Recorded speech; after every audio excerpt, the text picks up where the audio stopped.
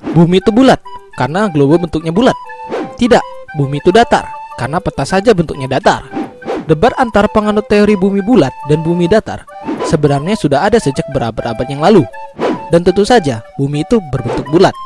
Lantas mengapa masih ada saja orang berpikiran bahwa bumi itu datar?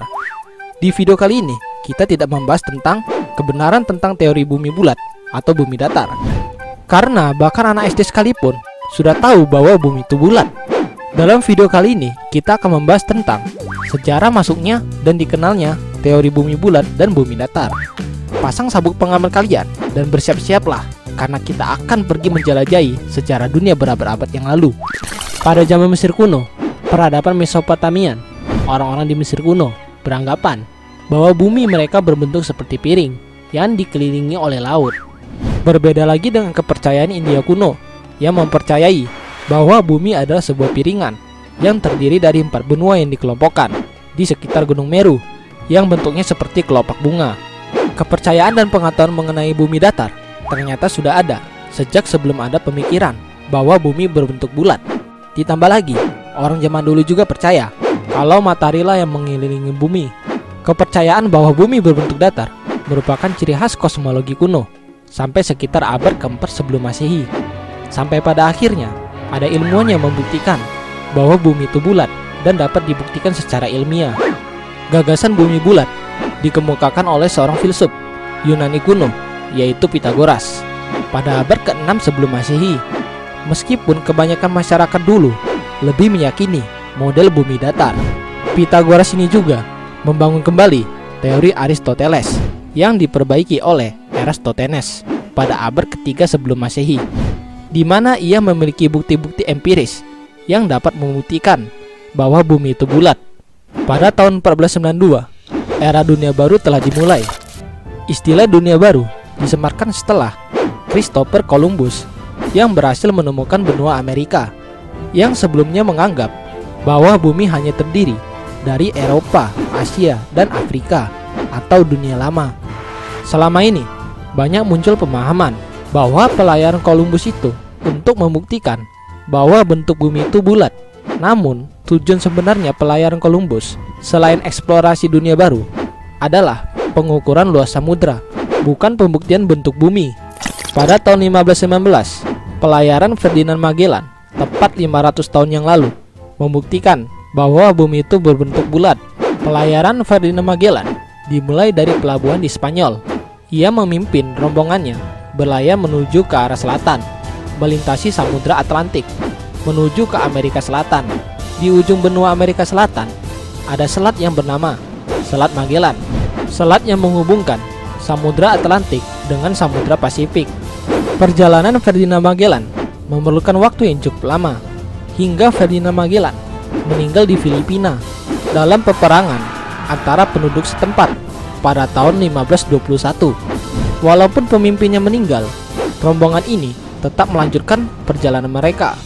Dari 5 kapal yang pergi belayar di tahun 1519, hanya ada 1 kapal yang berhasil kembali ke Spanyol. Kapal yang bernama Victoria yang dipimpin oleh Juan Sebastian de Elcano. Kapal yang membawa rempah-rempah asal Maluku itu kembali di pelabuhan Sevilla di Spanyol pada tanggal 9 September 1522. Pada tahun 1616, Galileo mengutarakan pendapatnya juga tentang bumi yang berbentuk bulat. Namun, pandangan Galileo ini bertolak belakang dengan pandangan gereja pada saat itu yang masih percaya pada teori bumi itu datar. Lantas, Galileo juga dimasukkan ke penjara karena tidak dapat memberikan bukti yang membuktikan bahwa bumi itu bulat. Pada saat itu, Galileo berpendapat bahwa matahari terletak di pusat dan tidak mengubah tempatnya, dan bahwa bumi itu bergerak dan mengorbit pada matahari. Hingga saat ini, teori itu terus hidup dan terus dipelajari di masa sekolah.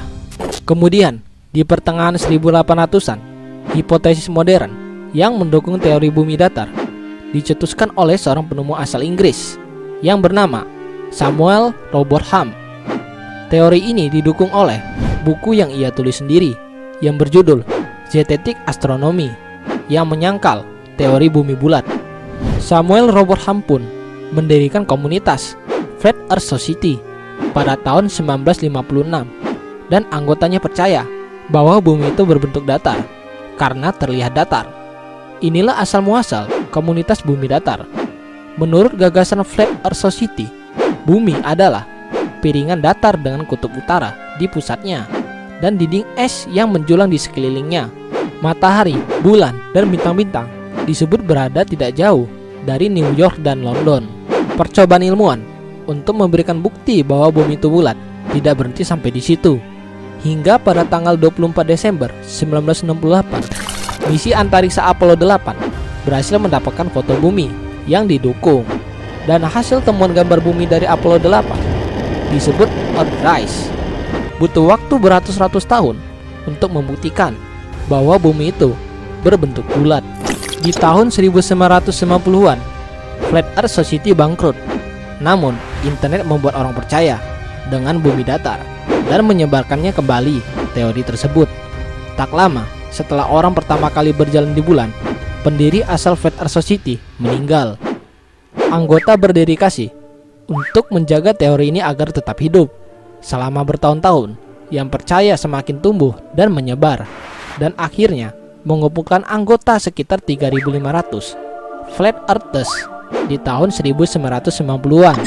Di tahun 2004, Flat Earth Society kembali menjadi forum tanya jawab dan wadah di mana mereka mengumpulkan teori dan bukti bahwa bumi itu datar. Secara kebetulan, di tahun yang sama, Facebook hadir di dunia perinternetan. YouTube pun diluncurkan setahun kemudian. Menyusul di belakangnya Twitter. Flat Earth Society memiliki situs web sendiri pada tahun 2009 dan media sosial sudah mulai mendominasi. Media sosial pun mempopulerkan teori Flat Earth ke netizen yang lebih luas, meski berulang kali dibantah para ilmuwan. Dan hingga saat ini, teori Flat Earth terus hidup dengan cukup banyak yang mempercayainya. Kalau kamu ikut bumi datar atau bumi bulat? Dan jangan lupa untuk bagikan dan berlangganan channel ini agar tidak ketinggalan info-info menarik lainnya. Terima kasih.